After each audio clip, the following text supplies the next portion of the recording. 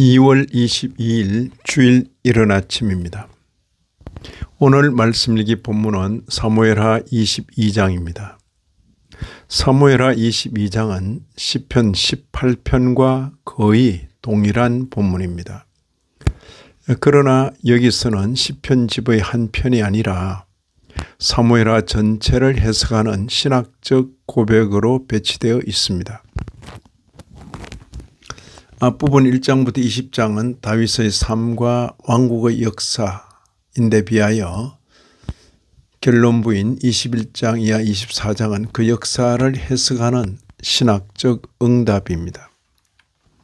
22장은 그 결론부의 중심에서 이 모든 역사는 무엇을 말하는가에 답합니다. 이 장의 중심 질문은 이것입니다. 다윗은 다윗의 삶을 관통한 참된 주인공은 누구인가? 첫째로 1절 이하 4절 구원은 하나님으로부터 온다. 다윗은 먼저 하나님을 누구로 고백하는지 말합니다. 2절에 여호와는 나의 반석이시오 나의 요새시오. 여호와는 나의 반석이시오 나의 요새시오. 이 고백은 감정의 표현이 아니라 신앙의 정의입니다. 다윗은 자신을 영웅으로 서술하지 않습니다. 그는 하나님을 구원의 근원으로 선포합니다. 여기서 중요한 점은 다윗의 언어가 전투의 언어라는 사실입니다. 이는 그가 삶을 추상적으로 회상하지 않고 실제 위험 속에서 경험한 하나님을 고백하고 있음을 보여줍니다. 다음으로 5절 이하 7절입니다. 죽음의 위기에서 부르짖은 기도. 다윗은 자신이 처했던 상황을 숨기지 않습니다.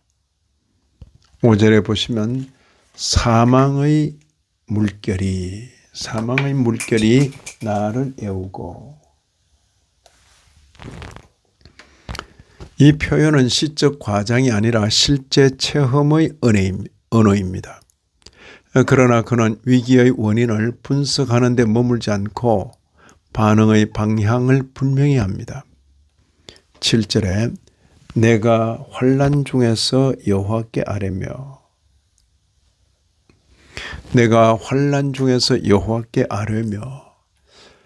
다윗의 신앙은 위기를 제거하는 기술이 아니라 위기 속에서 부르짖는 관계입니다. 다음으로 8절 이하 20절입니다. 응답하시는 하나님, 우주적 개입의 언어입니다. 이 단락은 매우 장엄합니다. 땅이 흔들리고 하늘이 진동하며 창조세계가 하나님의 도구로 등장합니다. 이 언어는 문자적 재현이 아니라 하나님의 개입이 얼마나 결정적이었는가를 말하는 신학적 언어입니다. 다윗의 삶은 우연히 풀린 것이 아니라 하나님이 움직이신 결과라는 고백입니다. 17절에 그가 위에서 손을 펴사 나를 붙드시며. 여기서 다윗은 분명히 말합니다. 자신은 빠져나왔고 하나님은 끌어올리셨다. 그가 위에서 손을 내미사 나를 붙드시며.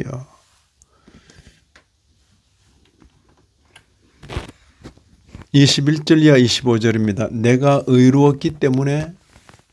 이런 표현은 대단히 위험한 문장이죠. 이 부분은 오해되기 쉬운 단락입니다. 먼저 21절을 보시면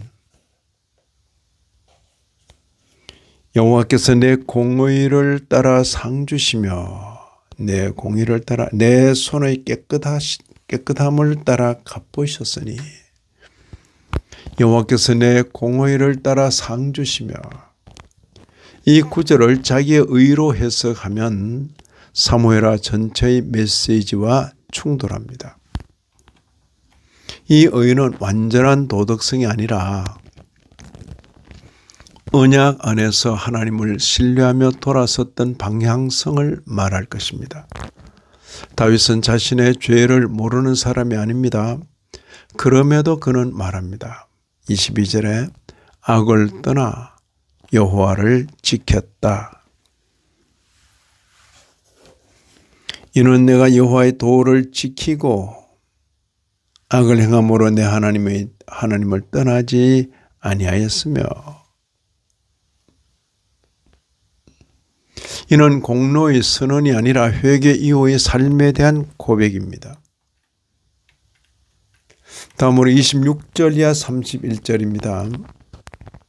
다윗은 하나님을 이렇게 고백합니다. 26절에 자비한 자에게는 주의 자비하심을 나타내시며 완전한 자에게는 주의 완전하심을 보이시며,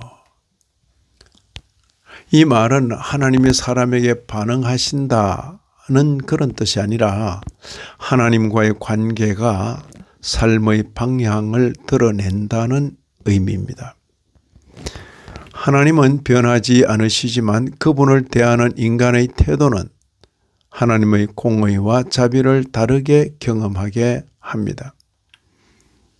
하나님은 변하지 않으시지만 그분을 대하는 인간의 태도는 하나님의 공의와 자비를 다르게 경험하게 합니다. 32절 이하 46절입니다. 길게 32절 이하 46절입니다. 승리의 고백입니다. 그러나 주인공은 하나님이십니다. 다윗은 자신의 승리를 말합니다. 38절에 내가 내 원수를 뒤쫓아 멸하여 싸우며, 내가 내 원수를 뒤쫓아 멸하여 싸우며. 그러나 그는 즉시 그 근거를 밝힙니다.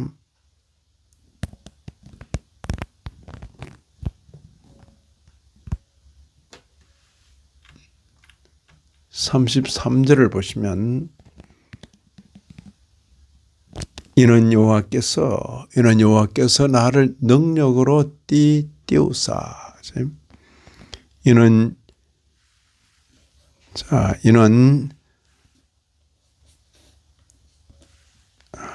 40절을 보셔야 되겠네. 40절.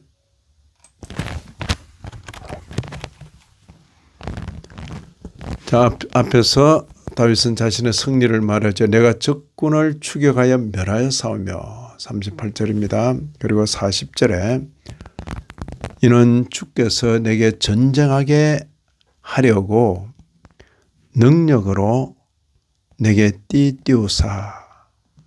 일어나 나는 나를 치는 자를 내게 굴복하게 하셨사오며. 다윗은 결코 자기 능력을 독립된 원인으로 서술하지 않습니다. 승리는 있었지만 그 승리는 하나님의 능력의 결과였습니다. 그리고 47절 이하 51절을 보시면 여기 왕의 고백이 나옵니다. 그리고 민족을 향한 감사가 나옵니다. 마지막은 개인 고백을 넘었습니다. 47절에 여호와의 사하심을 두고 나의 반석을 찬송하며 내 구원의 반석이신 하나님을 높일지어다. 다윗은 자신이 아니라 하나님의 통치가 지속됨을 찬양합니다. 그리고 마지막 절에서 이 모든 찬양을 언약의 관점으로 묵습니다. 51절에 여호와께서 그의 왕에게 큰 구원을 주시며 기름 부음 받은 자에게 인자를 베푸시며 영원하도록 다윗과 그 후손에게로다. 다윗 개인의 삶은 끝을 향해 가지만은 하나님의 언약은 계속됩니다.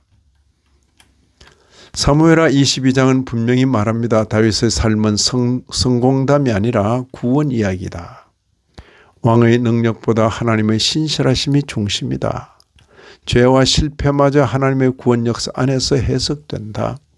이 찬양은 자기 미화가 아니라 자기 해체 위에 세워진 신앙 고백입니다. 이제 그리스도에게로 이어지는 묵상을 하십시다. 다윗은 구원받은 왕으로 하나님을 찬양합니다. 그러나 예수 그리스도는 구원을 이루신 왕으로 찬양받으십니다. 다윗은 죽음에서 건져짐을 노래했지만 그리스도는 죽음을 통과하여 부활하셨습니다. 다윗의 찬양은 고백이었고 그리스도의 삶은 그 고백의 실체였습니다. 오늘 우리에게 주시는 말씀을 묵상하십시다. 사무엘하 22장은 우리에게 묻습니다. 우리는 삶의 이야기를 무엇으로 해석하는가? 성공과 실패를 모두 하나님 앞에서 노래할 수 있는가? 참된 신앙은 문제가 없었다는 고백이 아니라 하나님께서 나를 건지셨다는 고백입니다. 이 아침에도 말씀에 참여하신 모든 분들 위해 하나님의 크신 은혜가 다하시기를 진심으로 기원합니다.